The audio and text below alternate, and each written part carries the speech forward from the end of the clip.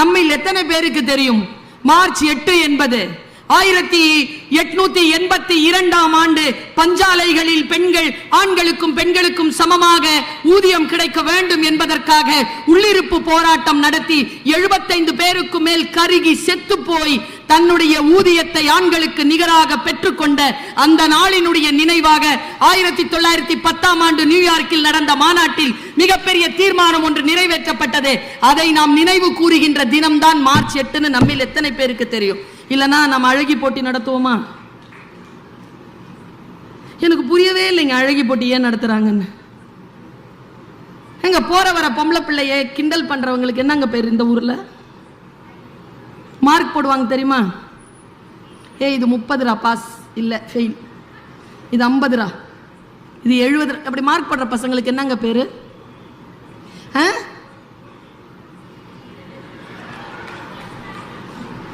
அதே பொம்பளை பிள்ளைங்களை மேடையில் நடக்க விட்டு கோட் சூட் போட்டு அதே மார்க் தானே போடுறாங்க.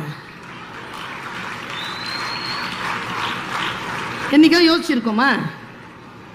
பெண்ணே, நீ அழகா இருக்கிறாய் என்கின்ற உரிமையை வேறு எந்த ஆண்மகனுக்கும் தராது. அது உன் சுயமரியாதைக்குரிய விஷயம் என்று சொன்ன சுவாமி விவேகானந்தரின் உரையை மனதிலே தாங்குகின்ற பெண்களுக்கு அழகு என்பது எவ்வளவு பெரிய சுயமரியாதையான விஷயம். நான் இன்னைக்கு காலையில தான் ஒரு மீட்டிங்ல குழந்தைகளுக்கு, ஆண் குழந்தைகளும் பெண் குழந்தைகளும் கூடியிருந்தார்கள் ஆயிரக்கணக்கில். அவங்க கிட்ட சொன்ன பெண் குழந்தைகளை பார்த்து சொன்னேன், பெரிதினும் பெரிது கேள் சொல்றோம்ல, எது பெரிய விஷயம்? நாம எங்க மிஸ் பண்ணிருக்கோங்கிறத சொல்றேன். நான் இங்க அதை செய்யல. நாங்க வந்தாங்கன்னா எங்களுக்கு ஷால் போத்துவாங்க தெரியுமா? ஏன் போத்துறாங்க?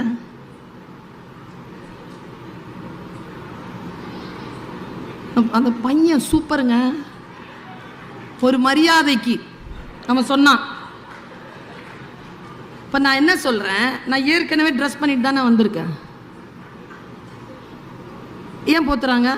அப்போ உடையை உடலிலே போர்த்துவது மரியாதை, உடையால் உடலை மறைப்பது மரியாதை. அவ்வளவுதான் சொல்ல முடியும். நமக்கு புரியணுமா இல்லையா? ஆண் குழந்தைகளிடத்தில் சொன்னேன், பெண் குழந்தைகளிடத்தில் சொன்னேன், கண்ணியமாக உடை உடுத்தி கண்ணியமாக பேசக்கூடிய, தன் அழகை சபைப்படுத்தாத, தனக்கானவற்றாக ஆரோக்கியமாக இருக்கக்கூடிய பெண்களின் மீதுதான் ஆண்களுக்கு மரியாதை வருமே தவிர ஆபாசமாக இருக்கக்கூடிய பெண்களின் மீது ஒருபோதும் ஆண்களுக்கு மரியாதை வருவதில்லை என்பதனை பெண் குழந்தைகளே புரிந்து கொள்ளுங்கள் என்று சொன்னேன்.